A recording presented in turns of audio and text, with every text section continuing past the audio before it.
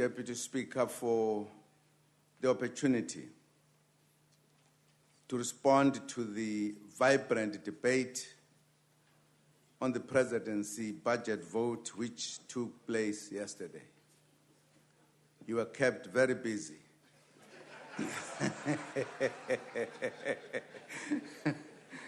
No, today I'm going to give you a break.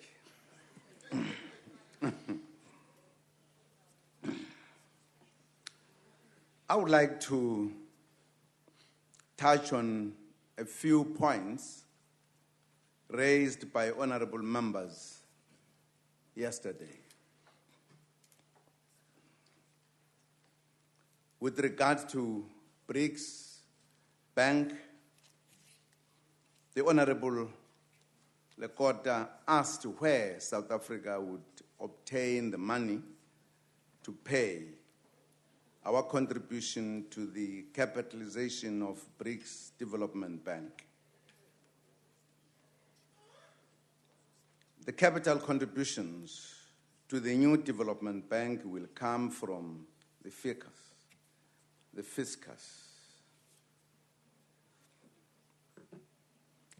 These capital contributions are similar to the ones we pay or we make to other multilateral institutions such as the African Development Bank and the World Bank, where we are members.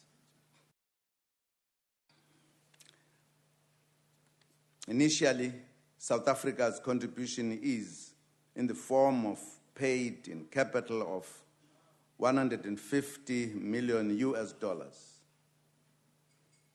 This amount is part of the schedule of installments agreed to among all members.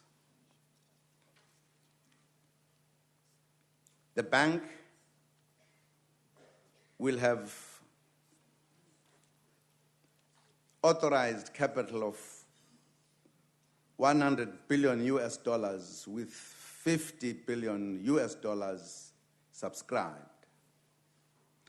All countries will contribute equal capital to the bank. It is important to note that the benefits of participating in the new development bank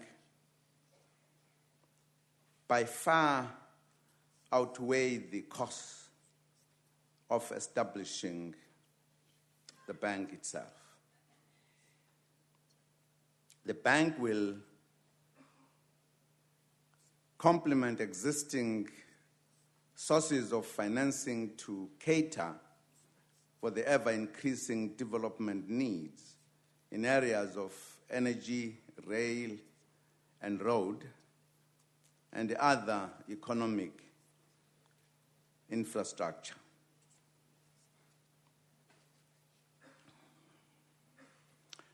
But, Honorable Deputy Speaker, I thought that members would look at the establishment of the bank differently than looking at where shall we get the money from. Because this is a groundbreaking initiative by the developing world, the first of its kind, a different bank from the ones you know like IMF or World Bank, a bank that is established specifically to look at the development of the developing world.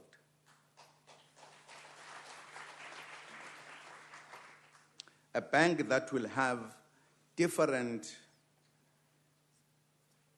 way of doing things. You know that in the banks that we have, that are big, if you ask for help, you end up in more difficulties. That has been the history of the countries, particularly developing countries. I would have thought that we would have seen this as part of the developing countries beginning to stand on their own and do their own things, to finance their own operations rather than to depend on the banks that have existed for a long time.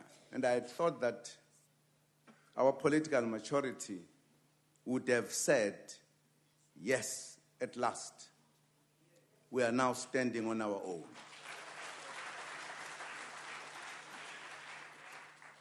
And I think that's how we must look at it as a country.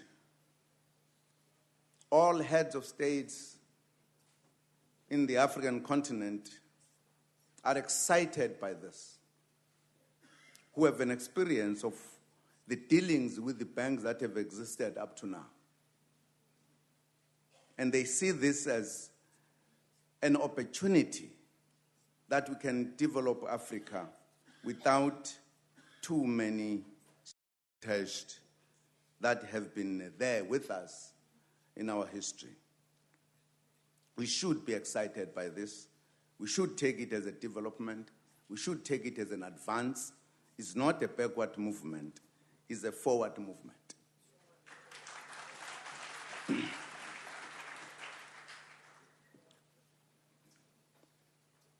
With regard to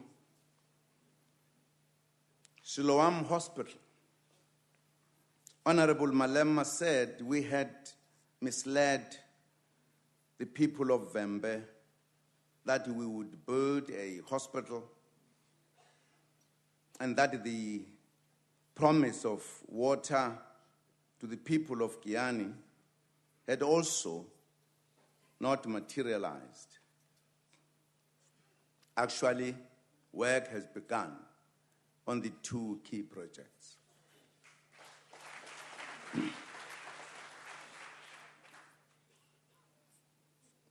The development of Siloam Hospital in Vembe is being implemented in two stages, namely new staff housing and a 350-bed new district hospital.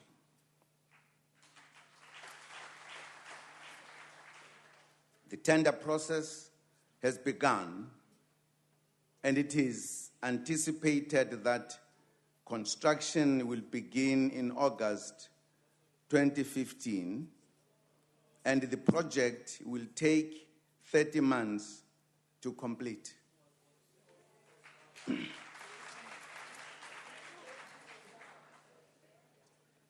The estimated cost is 750 million rand.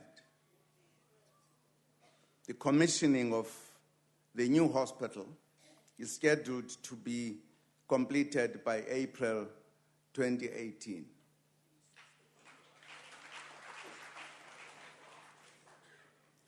Tenders for the building of the staff housing units closed on 11 July 2014.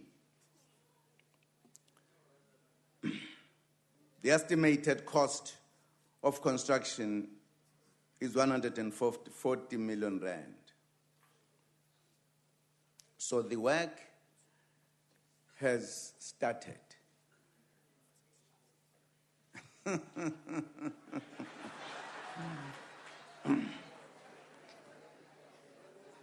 It will be good to check.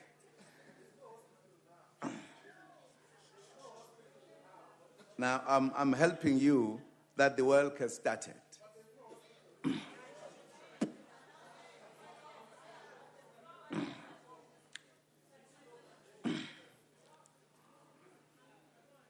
With regard to Kiane water supply, Kiane town in Limpopo is water stressed as a result of lack of proper maintenance of the infrastructures, including boreholes, reticulation, pipeline, stand pipes, water treatments, work, and booster pump stations. The Mopani District Municipality is refurbishing the Kiane Water Works at a cost of 20 million rand. Work is expected to be completed by September 2014.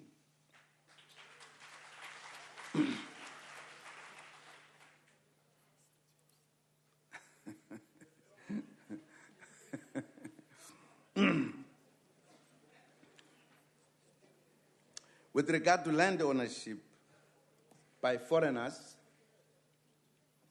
Honorable Fulton and Honorable Godi raised concern about the ownership of land by foreigners.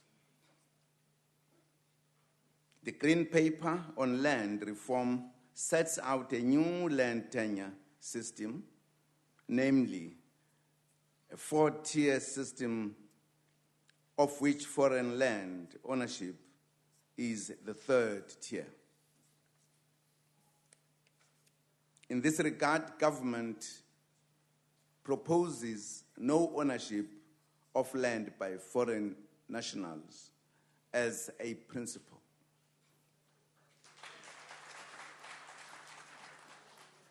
We also propose to convert current foreign ownership into a long-term lease after the land audit has been finalized. To give effect to these proposals, the Department of Rural Development and Land Reform is currently drafting the Regulation of Land Holdings Bill, which seeks, amongst other things, to regulate land ownership by foreigners.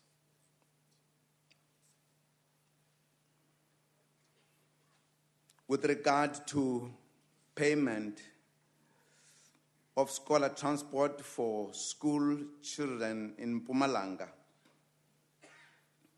Honorable Fultane alleged that government had not paid a bill of 400 million rand to the Mpumalanga Scholar Transport Organization, leading to children walking 10 kilometers to school. The Mpumalanga provincial government has denied the existence of 400 million worth of invoices. The provincial government says all service providers were called in by the Premier after the claims of non-payment. All invoices were submitted and verified, and all legitimate invoices were paid in full.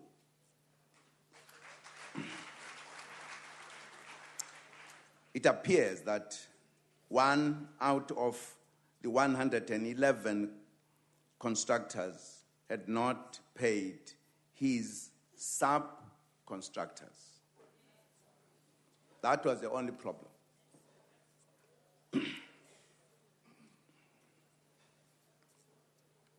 With regard to the youth ministry,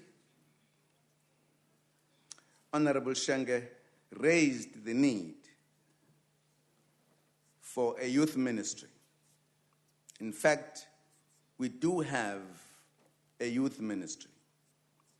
As indicated, the youth development function falls within the portfolio of the minister in the presidency responsible for planning, monitoring, and evaluation, assisted by the deputy minister in the presidency responsible for planning, monitoring, and evaluation. What we shall do differently now, as stated, is to expand the function of the department beyond oversight on the NYDA to championing the socio-economic development and empowerment of the youth across government. Deputy Minister Puti Manamela gave an overview of what the ministry will address.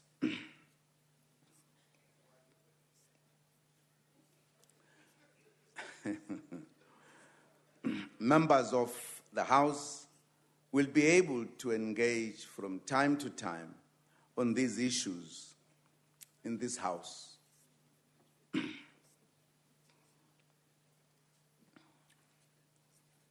yes, we have a good story to tell.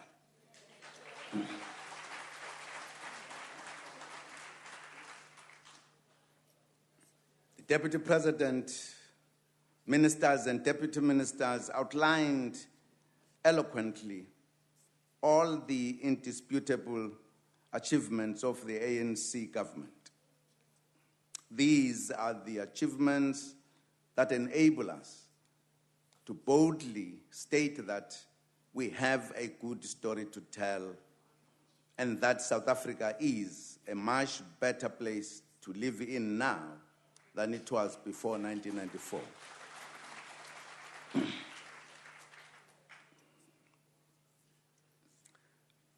Honorable Maimane and his family are therefore very fortunate to be living in a free South Africa.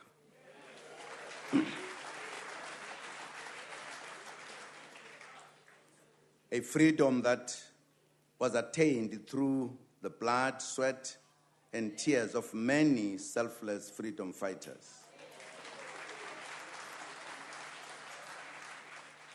In a liberation struggle that was led by the ANC.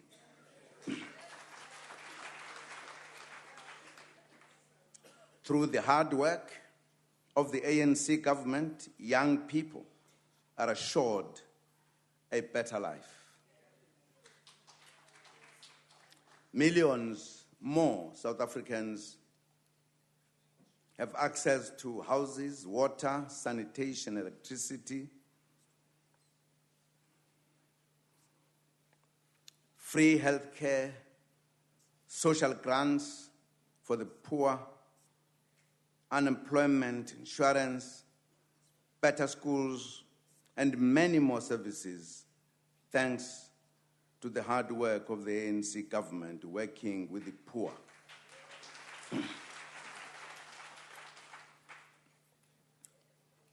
Minister Patel shared with this House the statistics indicating that even the Western Cape was better managed under the ANC government.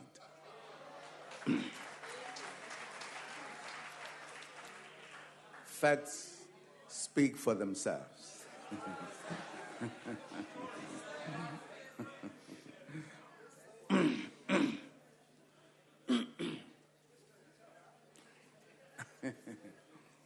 Honorable Mr. Maimane and his family are better off in South Africa today because the ANC is running this country.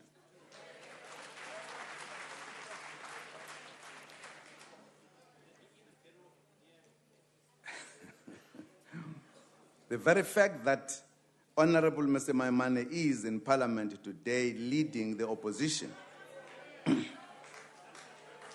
is due to the opportunities that freedom and democracy brought to young people in this country, thanks to the ANC.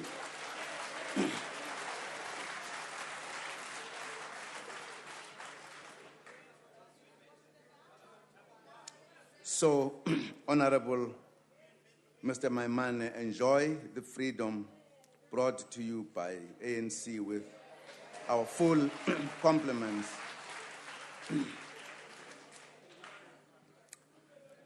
Let me repeat this. So, Honorable Mr. Maimane, enjoy the freedom brought to you by the ANC with our full compliments, or step aside.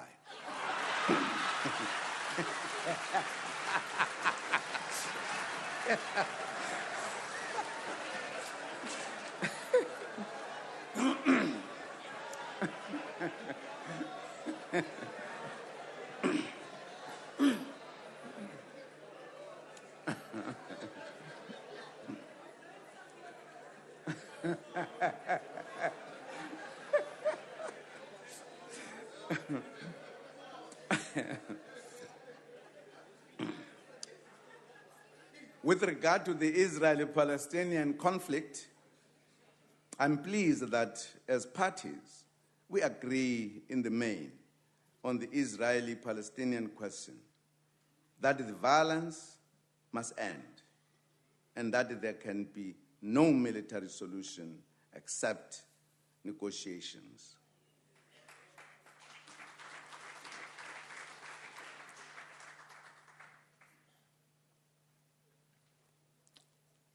I think this powerful message, unanimous, coming from this parliament, will go a long way.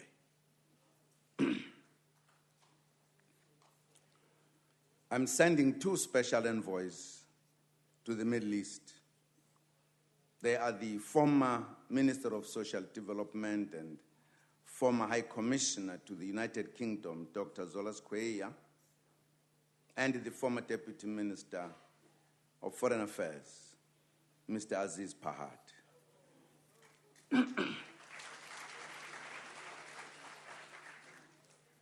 We are concerned about the plight of women and children in Palestine.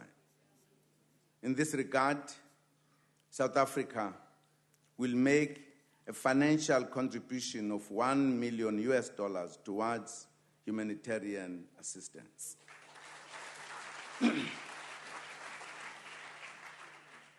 We strongly urge both Israel and Hamas to work towards a ceasefire agreement, which will be the basis for the resumption of negotiations towards permanent solution to the conflict, a 2-state solution of a viable Palestine existing side by side and in peace with Israel.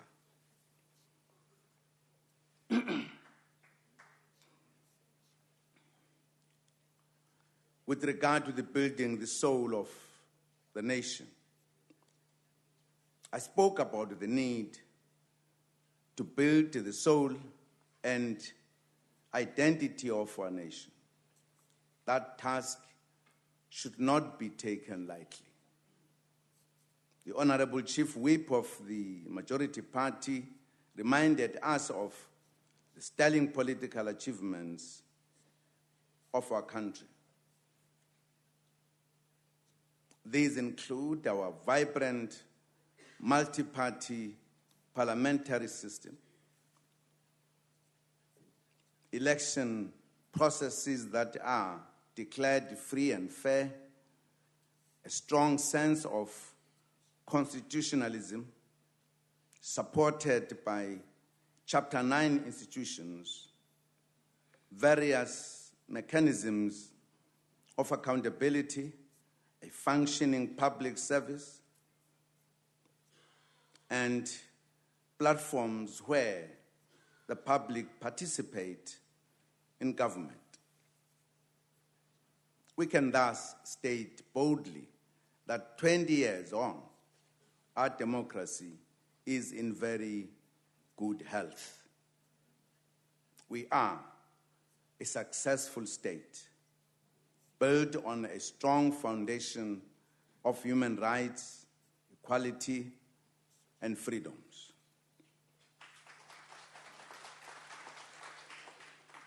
Moving further, we should now work on building the fiber of our nation. We should make it our responsibility as leaders to teach our children and youth basic human values of respect and tolerance.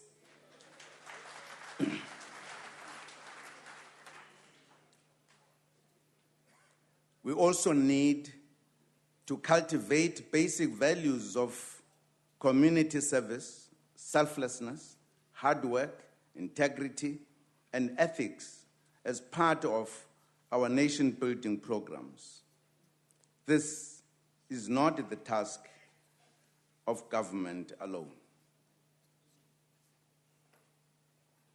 It is the responsibility of every leader in our country, in whatever field. When our children are asked to recite the preamble to the Constitution and fly the national flag, it is part of building a new citizen who will understand the history of this country, where we come from, and where we are going as a nation.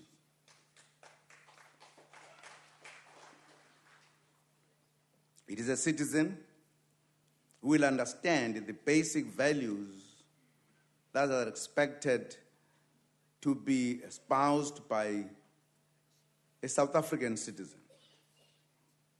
That is what building a new nation and a new national identity would entail.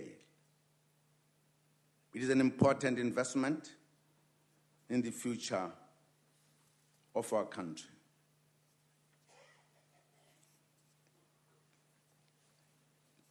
Honorable Deputy Speaker, whilst on that point, I think it is important for me to underline some elements that I noticed in the course of the debate yesterday, which talks to these matters I'm mentioning, particularly respect and tolerance.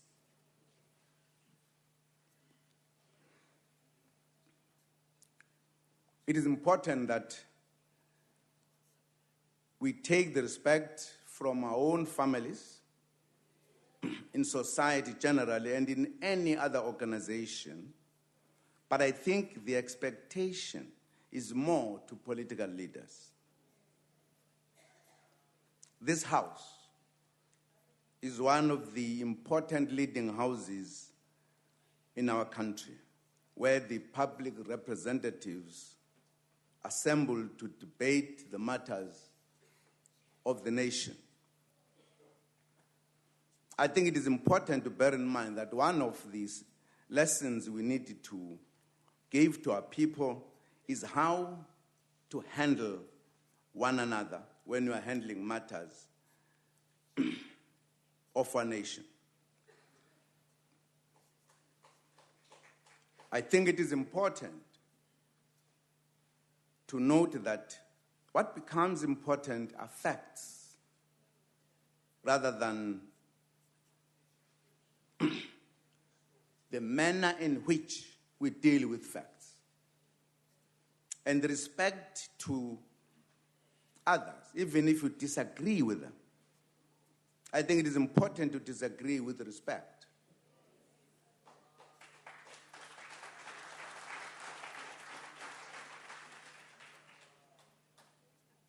But it is also important in exercising our democracy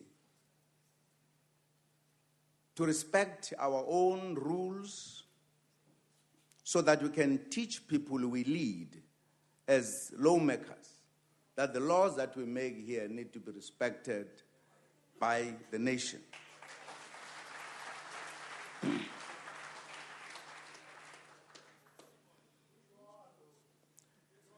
It is very important. I'm underlining this because, Honorable Deputy Speaker, I thought that yesterday we were rather almost going beyond the line in terms of what is expected of us by the people who elected us here.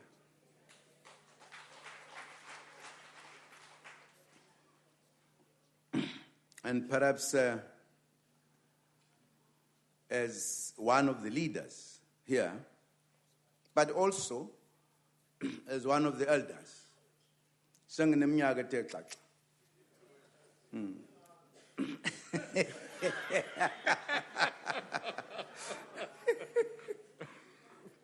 Sheng.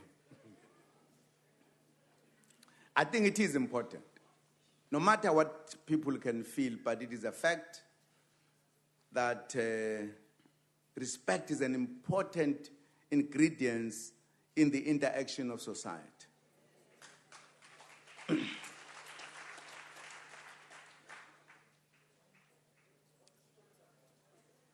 I'm talking about respect. the necessity of respect. We should agree on that one. That's what I'm talking about. The manner in which we interact. It's absolutely important. I'm not pointing fingers to any individual. I'm talking on this issue on a general, plane. It's important. And if I don't do it, I'll be failing in my duty as one of the leaders in this country.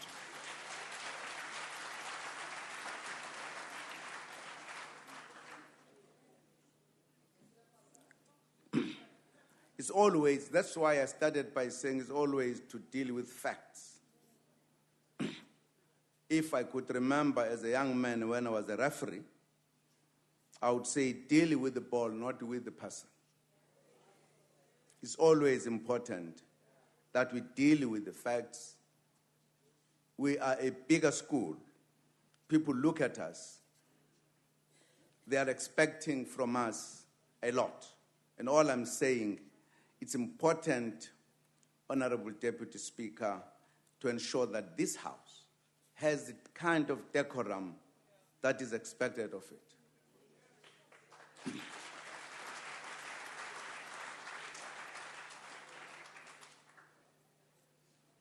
Even if you are in a village, if you enter the house of the elders, it's different than when you enter the house of the young people. The manner in which they handle issues and themselves, it is absolutely important.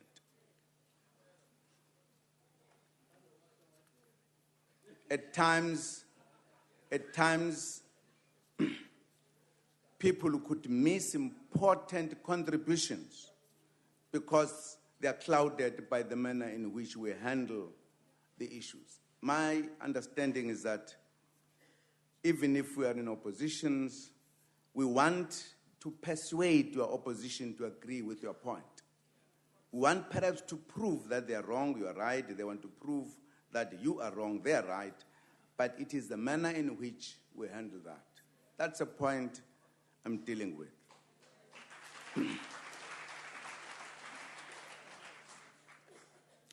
Sifuna ukwakha isizwe esinenhlonipho, ukubekezelelana, nokwazi ukuthi umuntu kufanele aziphathe kanjani.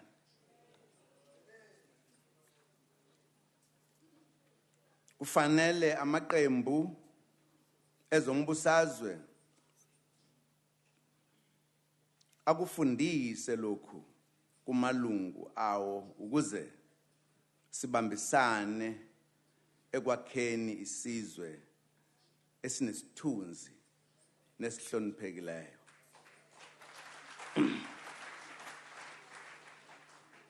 I would like to thank all honorable members for participating in the debate and for supporting the work of the presidency. Together, let us move South Africa forward. I thank you.